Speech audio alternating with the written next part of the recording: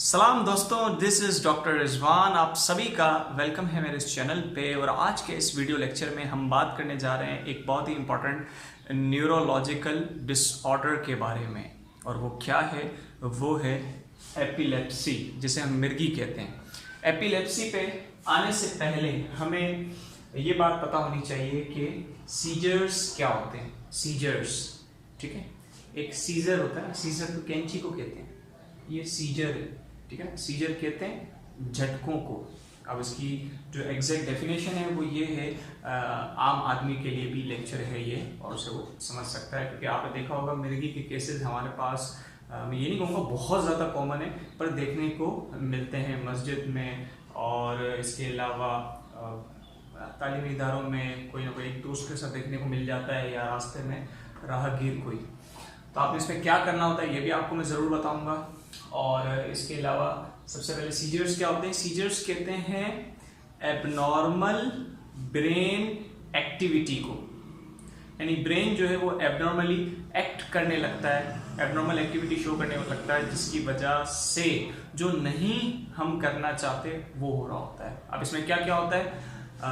Consciousness loss हो जाती है, यानी लॉस ऑफ अवेयरनेस। अभी मुझे पता है कि मेरे इर्द गिर्द क्या हो रहा है, मैं क्या कर रहा हूँ, लेकिन जब सीजर्स होते हैं तो कभी कभार ऐसा होता है कि लॉस ऑफ अवेयरनेस हो जाती है, यानी आपको नहीं पता चल रहा होता कि आपके इर्द गिर्द क्या हो रहा है या आपके साथ क्या हो रहा है और आप कहाँ मौजूद हैं। इसके अलावा एबनॉर्मल फीलिंग, एबनॉर्मल बिहेवियर और एबनॉर्मल मूवमेंट्स ऑफ आर्म्स और लेग्स। आर्म्स और लेग्स की एबनॉर्मल मूवमेंट हो रही होती है, जर्क्स आ रहे होते हैं, जर्किंग मूवमेंट्स हो रही होती हैं। और अगर किसी को दो या दो से ज्यादा दफा सीजर्स हुए हैं, यानी इस तरह की कंडीशन हुई है 24-24 घंटों के वक्फे से, अगर किसी शख्स को दो या दो से ज्यादा दफा सीजर्स हुए हैं, झटके आए हैं, ये जो सारा मैंने आपको बताया ऐसा हुआ है 24-24 घंटों के वक्फे से, तो हो सकता है कि उसे क्या हो गई हो, एपिलेप्सी हो, मिर्गी हो। तो काइंडली जाके अपने डॉक्टर से, रेलेवेंट डॉक्टर से रुजू करें, कंसल्ट करें कि क्या मुझे एपिलेप्सी है, और फिर आपसे वो हिस्ट्री लेगा और आपको डायग्नोसिस बनेगी, आपकी सर्टेन टेस्ट होते हैं इसके अंदर।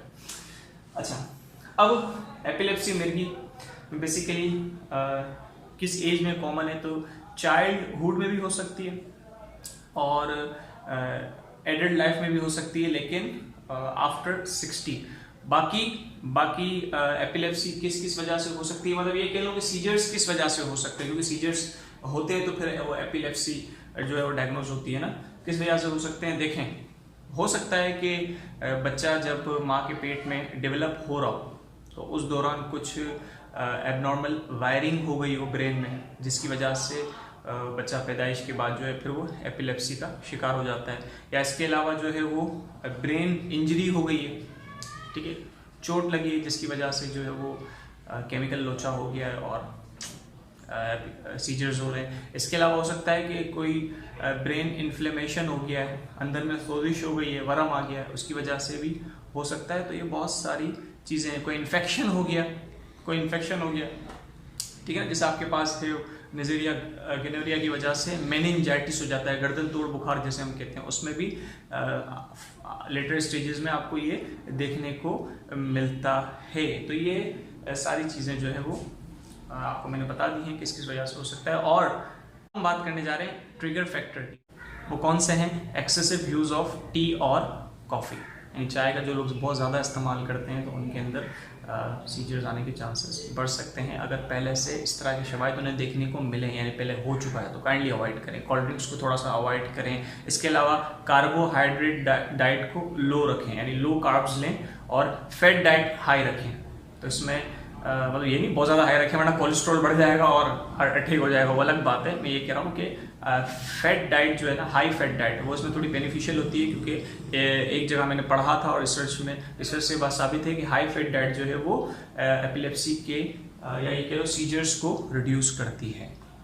तो अब आपको पता है कि जब एपिलेप्सी होती है तो बॉडी जो है उसमें आर्म्स और लेग्स के अंदर इस तरह की मूवमेंट्स हो रही होती है, कभी कभार हाथ पाँव में जकड़ सी आ जाती है, यहाँ तक कि जब अच्छा एपिलेप्सी की बहुत सारी टाइप्स होती हैं, साइलेंट एपिलेप्सी, ग्रैंड मैल एपिलेप्सी, ये वो, फिर वो अगर हम बिल्कुल स्टार्ट से बात करें तो फोकल और जर्नलाइज। लेकिन चूंकि ये मेरा लेक्चर जो है ये सेकेंड ईयर के लेवल के लिए है, इसलिए मैं ज़्यादा अब इसमें डिटेल में नहीं जा पाऊँगा। इंशाल्लाह एक लेक्चर में ऐसा ही बनाऊंगा जो MBBS के लेवल का होगा, उसमें फिर हम बहुत ज़्यादा एक्स्ट्रा ऑर्डिनरी डिटेल्स की तरफ जाएंगे। फिलहाल ये सेकेंडरी के लेवल का है तो मैं खाली इतना बता रहा हूँ। इसकी मजीद एपिलेप्सी की टाइप्स भी होती हैं, कुछ हमने ऐसे भी देखे हैं। एपिलेप्सी ऐसी भी होती है जिसमें साइलेंट एपिलेप्सी, बच्चा खाना खा रहा था और खाते खाते एकदम से उसका सर प्लेट में गिर गया, 5 से 10 सेकेंड के लिए होता है और बिल्कुल लॉस ऑफ कॉन्शियसनेस हुई, ठीक है, और उसका सर जो प्लेट में जाकर गिर गया और फिर उठा, उसको पता ही नहीं चला कि क्या हुआ है मेरे साथ, उसने खुद थोड़ी किया, एकदम से हो गया। तो ये दिस इज साइलेंट एपिलेप्सी।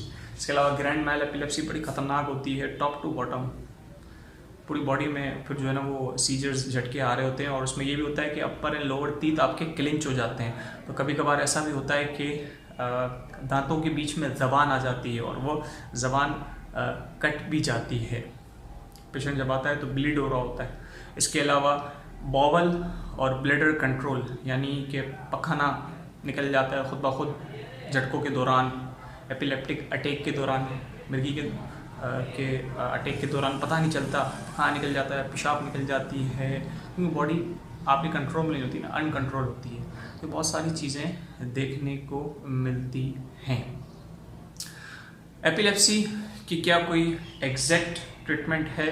तो याद रखिएगा कि जितना हो सके ना आप इसको खुद से कोशिश करके इसको ख़त्म कर सकते हैं, क्योंकि इसकी एग्जैक्ट क्यूरेटिव ट्रीटमेंट नहीं है। हाँ ये है कि अगर अर्ली केसेस में ये डायग्नोस, मतलब अर्ली स्टेजेस में ये डायग्नोस हो जाए तो फिर इसको इजीली ट्रीट किया जा सकता है। और क्योंकि ज़ाहिर सी बात है, जो बीमारी शुरुआत में पकड़ी जाए उस पर कंट्रोल करना आसान हो जाता है, तो यहाँ पर भी ऐसा ही है, ठीक है। आपने दुखों को और गमों को तो एक तरफ ही साइड पे कर देना है। Depression is also one of the cause of epilepsy, seizures and epilepsy. Depression को भी आपने अवॉइड करना है। गया तो जाने दो, वापस आ जाएगा, सही है। छोटे भाई ने चॉकलेट छीन ली, छीनने दो। एग्जाम में कम नंबर आए, आने दो, कोई फ़र्क नहीं पड़ता। आपने डिप्रेशन नहीं लेना, डिप्रेशन लेंगे तो ये हो सकता है।